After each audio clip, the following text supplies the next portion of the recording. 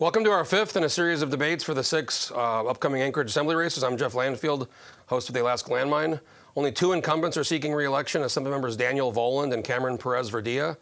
District 5, Midtown, is an open seat. East Anchorage is an open seat. Assemblymember Karen Bronga is not seeking re-election.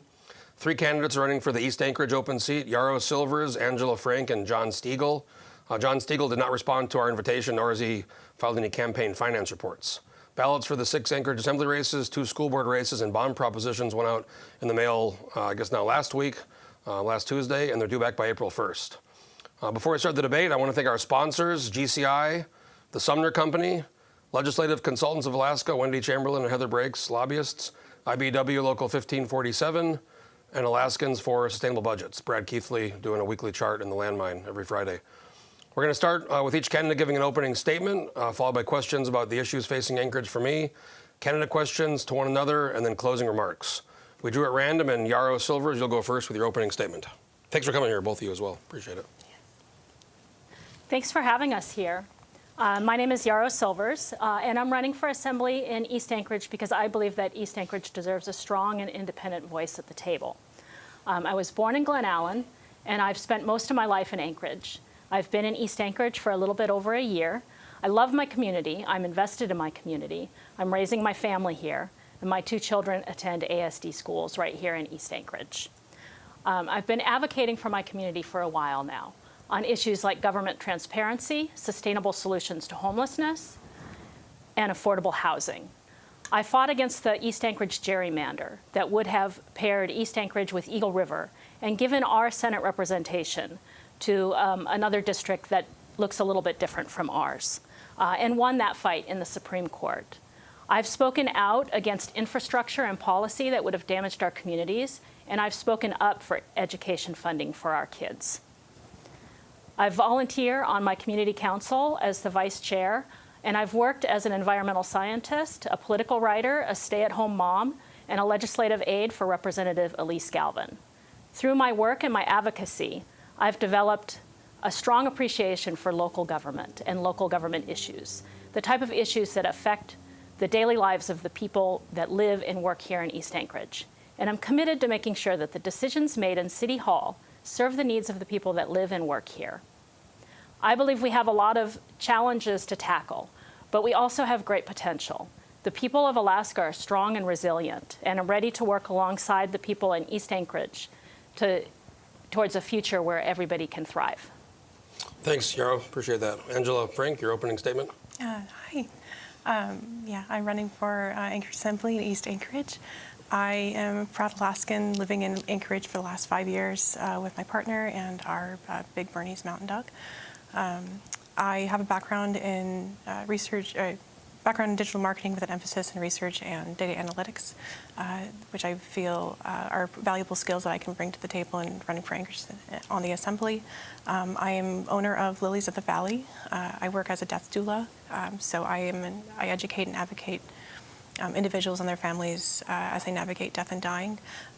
In the last year or so, I've been really pushing towards community engagement through a variety of avenues. I facilitate women's circles, I host death cafes, and generally just trying to be more involved in my community and primarily with talking about death and dying, but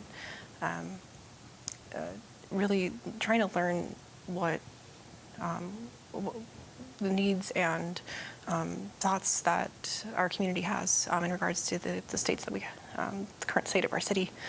I'm running for Anchorage Assembly because I feel that I really want to be more involved in my community and make a difference. And right now, I think our city I love Anchorage and I love our community here, and we have some very heavy, difficult struggles that we are going to need to navigate in the next years so that we can create a city for our current residents and future residents to thrive.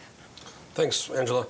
First topic I want to talk about is homelessness, which we've seen for many years in Anchorage, getting worse visibly. I've been covering this issue for the last 6 years. East Anchorage has seen growth in homelessness. There's camps. There's one over on Pine and DeBar. There's stuff on Muldoon, and we're seeing it kind of more visibly. I'll start with you, Yarrow. Why do you think this problem? We had this old Martin v. Boise Ninth Circuit decision that was overturned last year by the Supreme Court, the Grants Pass case, and it's allowed police in the cities, if they choose to be a little more tougher on preventing or stopping this visible homelessness. Why do you think this problem is so bad, and how do we, what are your ideas about fixing it and making the parks and the trails more usable for the residents? Well, I think we've really taken a long time to get to where we're at today. We've gone for years without building housing. We've gone for decades without paying attention to mental health care, in our country as a whole. I do think that, people in Anchorage want clean streets and parks, and I do think that we need to really start making headway on this problem. One of the things that I would like to see is this kind of a shift from the cold weather shelter, where we're putting all our resources into this kind of hamster wheel, where we're putting people in hotels through the winter, and then we're pushing them out into our streets and our parks in the summer. So I would really like to see those resources go towards the long-term solutions, the things like mental health care, substance abuse treatment, job training, housing, rather than kind of continuing this cycle of cold weather shelter in the winter and camping in the parks in the summer. Angela, I'll go to you on kind of the homelessness and public camping problems we have. I agree with Yarrow Silvers that we need more long-term permanent solutions than short-term housing. I agree there are definitely a plethora of different factors that have impacted our homelessness. In regards to trying to find a solution, I've very much learned that there are individuals that are homeless that don't necessarily want to seek that housing. So trying to navigate that with figuring out the individuals who are ready to seek housing and trying to be connected to those resources so they can be integrated more into our city, so they can have a house over their head and basic human needs. And then as well and then work with the individuals who are a little bit more adamant about staying outside, who have been living outside for years, and just trying to build a relationship with them, and so we can gain trust with them, and then once that trust is gained, maybe then we can try to implement resources for that. One of the issues we see with the public camping is fire danger. We've seen a few fires in that Davis Park camp in the last few months, and in 2019 there was that fire over in Elmore that was started in a homeless camp, and luckily it was surrounded by roads, so there was no wind. But it's been a really dry winter. We've had very little snowfall. If we have another very hot, dry summer like we did in 2019, there's a lot of folks that are very concerned about the fire danger. So East Anchorage is one of those, South Anchorage, East Anchorage, Eagle River, where there's a lot of trees, dead spruce trees. Do you think we're ready for a big fire, and what should we be doing to mitigate? I know there's state and federal and city land plus private property, but there's a ton of dead trees out there and low snowfall year. I believe it's absolutely a concern, and it's definitely a concern that we need to address, because I think it's more than ever right now. It's a more serious threat than it was before. I think we need to make immediate. Oh, no problem. Mic drop. It's live, folks. You got it? Just sit on the table if you want, there in your pocket. No problem. Okay. Sorry. We still good on the sound? Okay. Go ahead on the fire. Sorry. Yeah, there are. Sorry about that. There are. It's live TV. There are. I think we need to take immediate steps to. There are homeless individuals that are living in our forests, and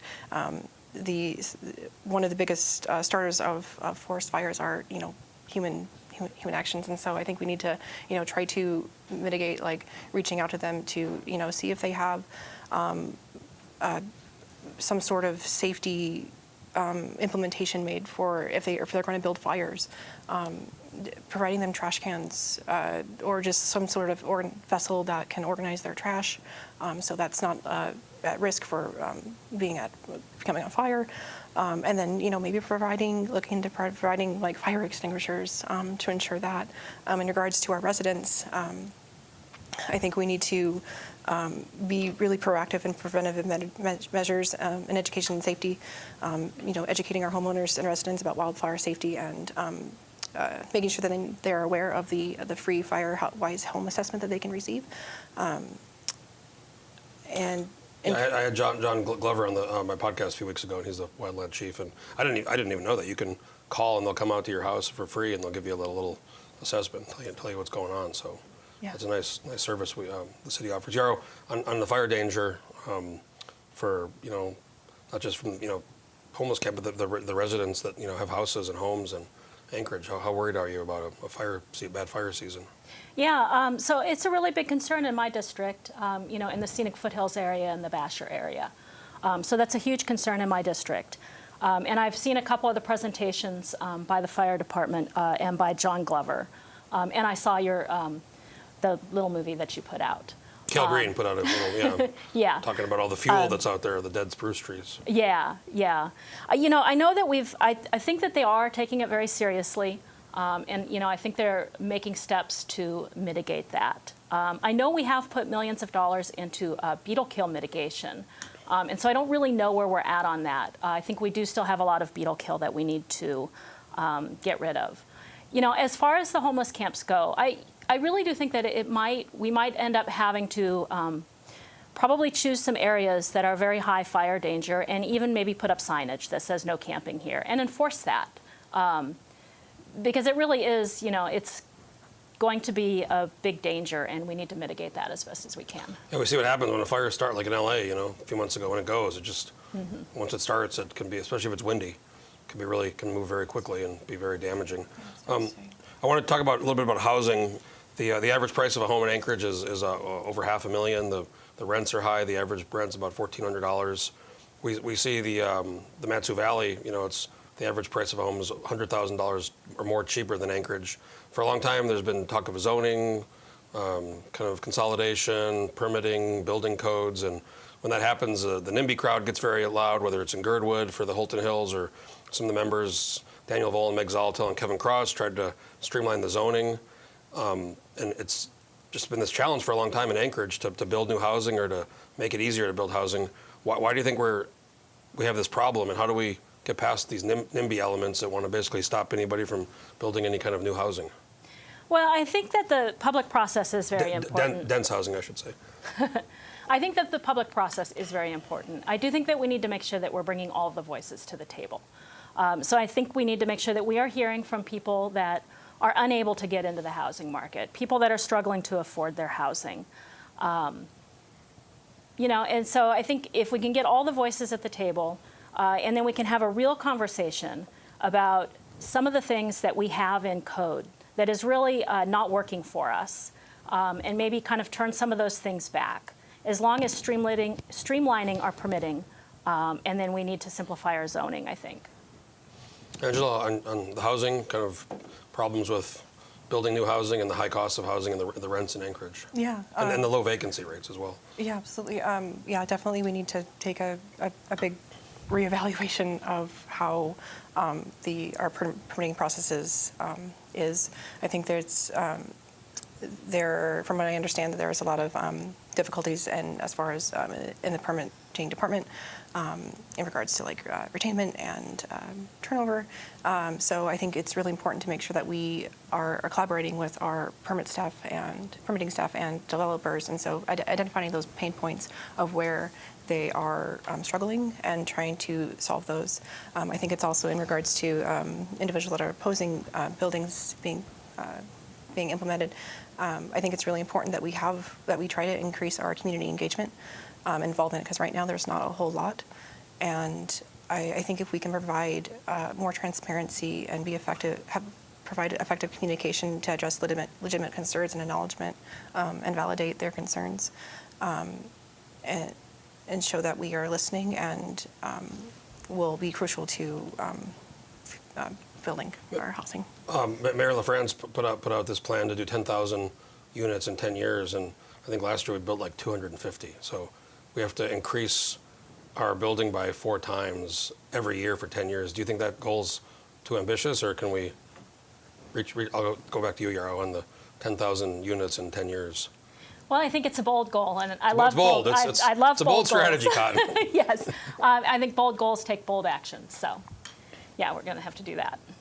Do you have any comments, I guess, on the 10,000 units in 10 years? I am not confident it's feasible, and speaking to a few developers, it sounds like they have really affirmed that as well. to build 1,000 homes, even if we were to build if even if we were to build all of those being fourplexes, we would need to build 20 fourplexes each month to create the 1,000 staggering kind of homes. number of them. Yeah. What we're doing now compared to what we need to. Where we need to be. And I just, I don't think that's feasible. And even just having conversations with individuals from the Alaska Home Builders Association, building a fourplex, takes you're looking at least 2 years. We're going to go to candidate questions to one another, so I'll let you ask each other 2 questions each, and then after each question there'll be a little rebuttal. So I'll start with you, Angela. You can ask Yarrow a question, and then we'll switch back and forth, and let's go to the Q&A portion. Yeah. So on your website, your most important things that you want to address are, I believe, are public safety, housing, and transparency. Can you share some specific ideas for how you want to go about accomplishing that upon being elected? Okay, well, so starting with transparency. One of the things I think that we need to have, our records requests need to be easier to get. I think that we need to be including people in the conversations and reaching out to the public. Public safety, I think we need to fully staff our police department and our fire department, which right now is working on 3 firefighters per rig when it's recommended that they have 4. So I think increasing staffing on that. Yeah. Okay. Want to have a rebuttal, or if you don't want to, no problem. Okay. No rebuttal. Yarrow, go ahead. First question to Angela. So you filed for school board last year. Yeah. And you filed for assembly this year, and you've said that you want to provide a public service. And so I'm just curious, I think you probably know that there's many ways to kind of get involved kind of in the political realm with community councils, boards and commissions. And so I wanted to know if you've been involved in any of those, or if you plan to be involved with any of those in the future to kind of get to know the community that you want to serve. Yeah, absolutely. I think regardless of being on the assembly, I definitely am being proactive, being more engaged in my community, and that's something I absolutely want to continue to do. As far as, that's what I'm currently doing and trying to do. I have.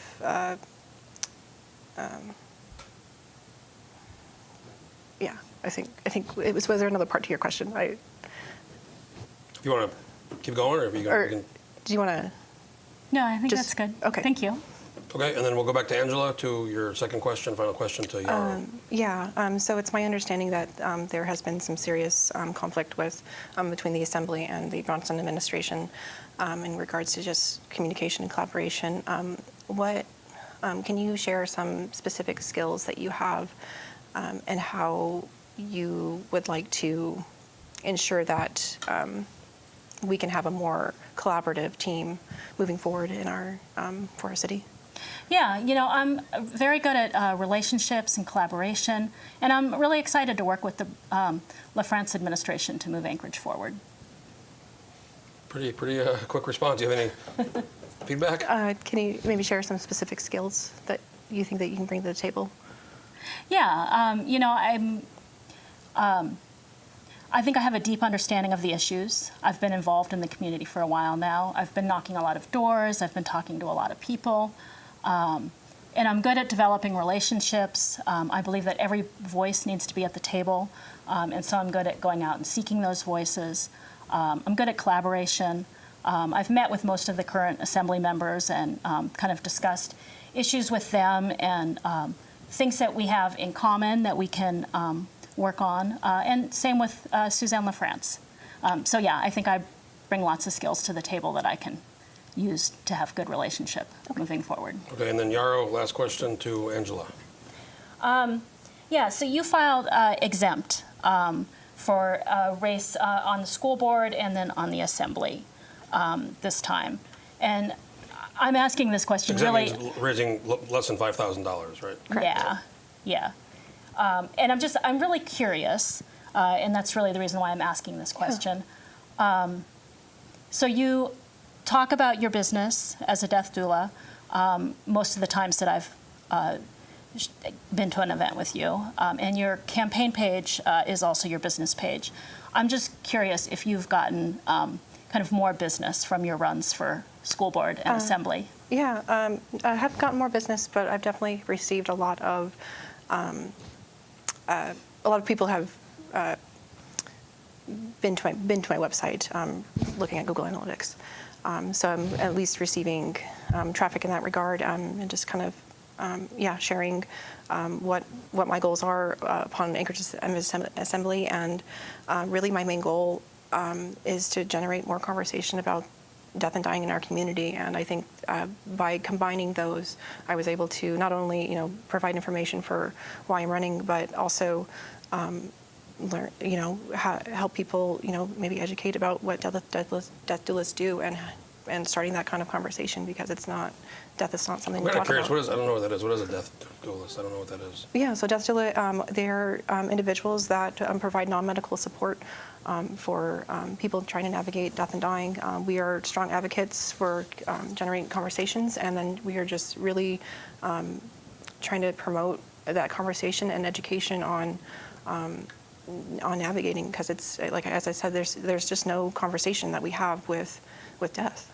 Because it's really uncomfortable for a lot of people. And I think if we can have those conversations, not only for the individuals that are nearing life, so they can feel more fulfilled and okay with the idea of death, but also just supporting their families. So when that does happen, their families are supported, so they know what to do and how to navigate the funeral, and figuring out how to get the death certificates. Because that is not something that people should have to do while they're grieving. Kind of non-assembly related, but I've been to many, many, many countries, and we do have this weird thing with death in America. Other places are much better at, kind of aside from the assembly race. But I'll go back to you. Do you have any rebuttal there, Yarrow? Or? No, thank you. Yeah. Okay, moving on to another exciting topic, the sales tax. The assembly, there were some proposals last year, and kind of it's on hold for now, but there's still discussions about a 3% sales tax. Some people have wanted to offset property taxes a little bit, use it for projects. Almost all of our income, comes from the property tax. We have property taxes which are much higher than the national average. I'll start with you, Yarrow. Do you support some kind of sales tax? Also, we have the tourists that come in the summers. We have the people from the valley and other parts of Alaska. We're the only really big city in the state without a sales tax. Do you support some kind of sales tax or no? Well, so I'll speak to the current proposal. First, I want to say that I really love seeing people involved in their local government. So I appreciate the work that Project Anchorage and the people that are involved in that have done on it, and the vision that they've put forward in bringing up the conversation. That being said, I do not support the current proposal. There's several reasons why. I think one of the biggest reasons is I think people are really kind of struggling right now. We have raising costs of food, of inflation, energy, housing, and so I think people are struggling. And so I'm not real sure about putting a sales tax on people at this moment. Some of the other problems that I have with it is kind of the way that the sales tax and the property tax interact. So 21% of people, and these are the people that have the houses that are over $500,000, are going to end up receiving more back in tax breaks than they will pay in the sales tax. In East Anchorage, we don't have very many, $1 million homes. We have mostly modest housing, and we have mostly people that are going to end up paying more out of their pocket on the sales tax than they're actually going to get back. And so I think, that's a little bit skewed. The other thing is we're going to be sending $18.1 million basically out of state. We're going to be taking in just over $20 million from tourists. These are the owners of buildings that don't live here. Yeah. You're talking about, okay. Yeah. So if you add the $18.1 million with the $5 to $7 million that it's going to cost to implement this sales tax, we're actually spending more money sending it out of state and spending it on implementation than we're going to get back from that sales tax. Mm-hmm. Yeah, so I just don't support this current iteration of it. Angela, I'll go to you on the idea of the concept of the 3% sales tax, which has been discussed for a little bit. Yeah, absolutely. Having reading it, I'm not thrilled with the current proposal. There's a lot of instances where there's, essentially saying that there's not enough data to support what we're trying to offer, and I'm not thrilled with the idea of a temporary sales tax without a timeline. That being said, I think I think it's really important that I would really love to diversify. You're correct in regards to, yeah, we do depend on property taxes, and I think it's important for us to look at avenues of how we can diversify that. Upon being on the Assembly, I'd love to explore like how we can utilize tourism and bring income that way, because it is already a very large revenue stream. Right now we have roughly, as far as our tourism go, we have roughly half of the people that are returning and then half are new. And I think that it can create a really large opportunity for trying to retain those individuals, so they'll keep coming back and bringringing that revenue. One of the things I hear from tourists a lot is they say, "Why, I can't believe you guys don't have a sales tax." Because like Ketchikan, Skagway, all these places, you know, even the Matsu Valley, but not as much tourism maybe, but all these places are, you know, the people kind of almost expect to pay it. But moving on to, I want to talk about police. There's been a few shootings this year. Last year there were some high-profile shootings, and several of the cases, the people were either shooting at the police or wouldn't drop weapons. There's been some calls by some for increased civilian oversight. And then there's others saying, you know, the cops are scared to do their jobs if every time they, you know, get involved in some kind of altercation, they get second-guessed by the public. I'll start with you, Angela. Also, we have recruitment challenges. You know, we're down. We have less police in Anchorage than other cities our size have. Where are you on kind of civilian oversight, increased civilian oversight for the APD, for the police? Yeah, I think it's. I think public safety is a huge concern, and that is one of the biggest things that I really want to try and advocate to providing, excuse me, for our city. And yeah, there's a lot of there's a lot of nuances to our relationship with the police department and our community, and I think that's we really need to work with both in regards to recruitment. I think we need to. You know, in addition to talking to the police chief, you know, maybe going in and, you know, asking for the individuals and employees that work there, you know, why they decided to become part of the police department, why, what is keeping them here, what do you think why do you think we're seeing a lack of retention of people leaving the state, and just trying to talk to those individuals and gain deeper insight of like how we can promote recruitment. And then as far as our community, yeah, we absolutely need to have more. We need to have a stronger relationship between our police and the individuals that live here. I think we can try and push for more outreach and more engagement, so that trust can be built and provide transparency with our residents. Here, I'll go to you on the increased civilian oversight versus too much second guessing of police, and does that have anything to do with the recruitment challenges? Well, I think one of the biggest recruitment challenges that we have right now is that we have basically kind of the worst public employee retirement systems in the United States. And so I think, you know, that's something that the legislature is working on. But I think that it is up to, you know, the municipal government to advocate. And what we're talking about is not a Cadillac plan. It's a modest pension. It's got a zero fiscal note because they believe that we will save... For now. For now. Well, at some point they're going to do the actuarials. But. Because they believe that we will save enough money from not having to keep retraining and training and hiring and training more people for them to just leave. And so that will save enough money for it to kind of pay for itself. So I think that's one of the main issues with retention and recruitment. As far as your other question, I do believe that the community wants to have transparency and accountability. And I think that they've wanted that, you know, for a while now. We have the body cameras now, and so that was kind of the start of all that. Which took a long time to implement. Yeah. Years. Yeah, about 3 years. I do think that we have, you know, a great police chief right now. And I think, you know, he is wanting to work on things like community policing and, you know, maybe bringing in some training for de-escalation, and just building a relationship between APD and the community that they serve. So I think that's important. I want to ask about snow plowing. We saw a record snowfall the last 2 winters. This year it's been extremely low. Some people say Mayor LaFrance's doing a great job, but it's been very low snowfall this year. I'll start with you, Yarrow. Why do you think we had the big challenges we did the last 2 years, and are we ready for another big snowfall year, and what do we need to be doing to make sure we don't have the school closures, the remote learning, and the impacts on business and commerce where people can't get out of their driveways or go to work for a week, or in one case almost 2 weeks. Yeah, I mean, it's a real problem when you live in a winter city and you can't get out of your driveway. I think, first of all, I think when we had the first big snow, they fired up a lot of the equipment and they found a lot of it was broken. And so they hadn't planned ahead of time to make sure that everything was in working order before it snowed. And so I think that kind of started off the season on the wrong foot, and it was hard to catch up from that.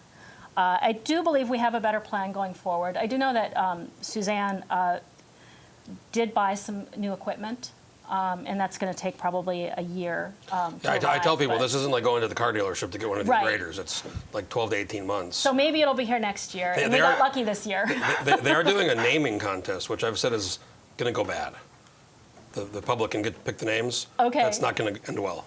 I guarantee it. That sounds like There's fun. going to be some Yeah, it sounds like a great wild idea. names that are going to be chosen. I Yeah. believe they put some guardrails on it, but still, it's not going to end well.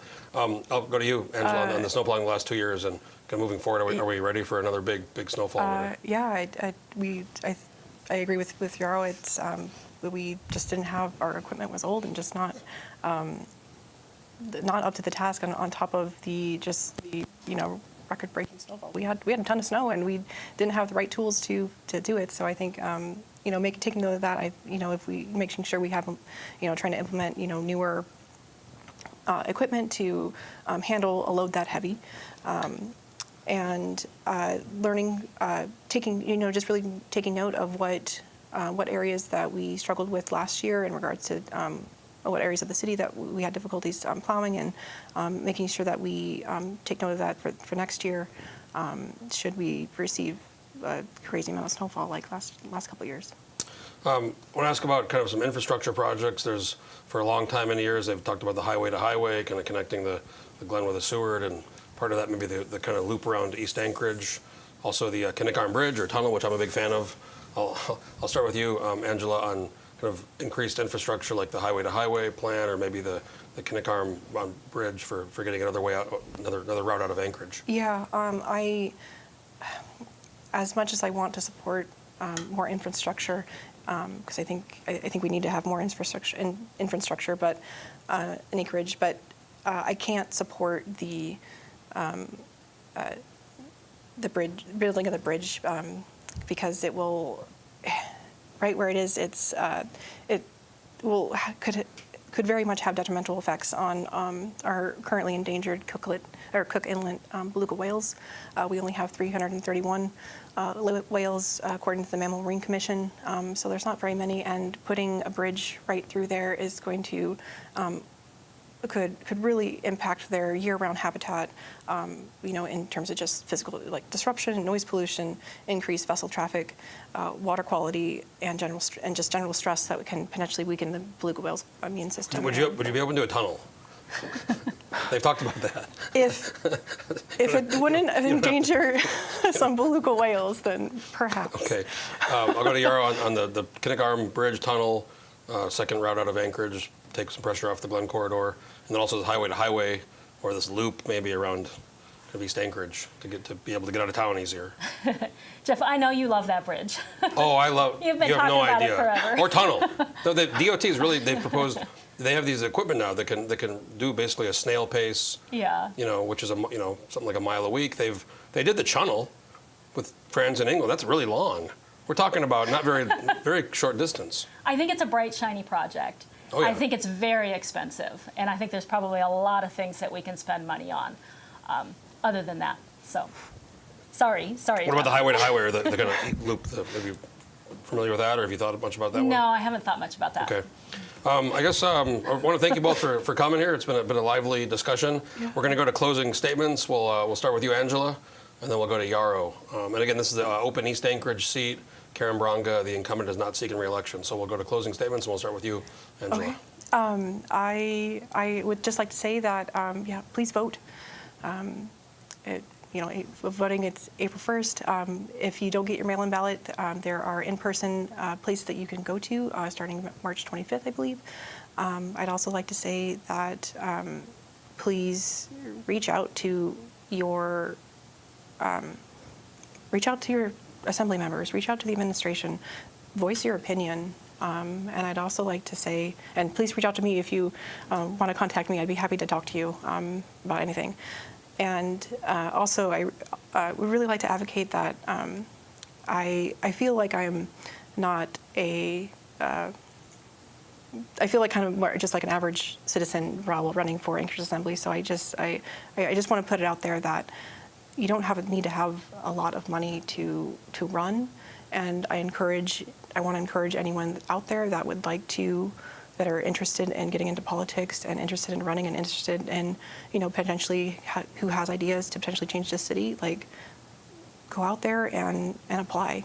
It's real easy. It's just, a small application and you can get your name on the ballot. So. Thanks, Angela. Appreciate that. Yarrow, closing statement? Yeah, thanks for having us here for this conversation today. Ballots are in the mail, and it's very important that you vote. I'm looking forward to serving the people of East Anchorage on the Assembly, and so I hope that you'll vote for me. Just, whatever you do, make sure you vote. It's very important to be engaged. Thanks a lot. Again, Yarrow Silvers, Angela Frank for the open East Anchorage Assembly seat. Well, this is our fifth debate in a series of debates for the 6 Assembly races. Our sixth and final one will be this afternoon. Again, I want to thank our sponsors, GCI, the Sumner Company, Legislative Consultants, the IBW Local 1547, and Alaskans for Sustainable Budgets. Again, ballots went out in the mail last week, and they're due back by April 1st. I want to again thank Angela Frank and Yarrow Silvers for coming here for the debate. And John Stiegele did not get back to us, so no John. And we'll see you guys at the next debate. Thanks again, Yarrow and Angela. Thank you. Thanks.